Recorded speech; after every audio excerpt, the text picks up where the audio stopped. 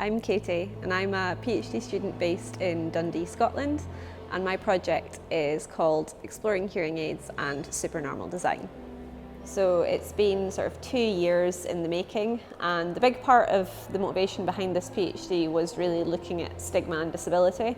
So that's kind of what got me really interested in this subject matter.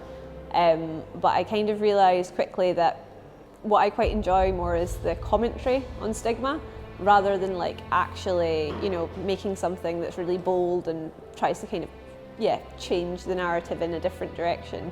I want to kind of challenge stigma in a more subtle way, where you're not necessarily, going opposite to stigma, which is shouting and complete pride, because that's not an everyday reality for a lot of people. You're somewhere in between being sort of feelings of stigma and feelings of pride.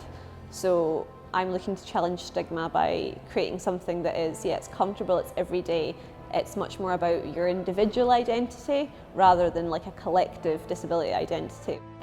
So I've been working in a range of different materials in order to kind of explore the idea of supernormal and to kind of build this sort of relationship between wearer and material that kind of changes some of the design metaphors behind hearing aids and looks at sort of not creating something that is trying to stigmatise or add shame to the wearing of a hearing aid, but also not necessarily to sort of make it bright red and flashing with a light.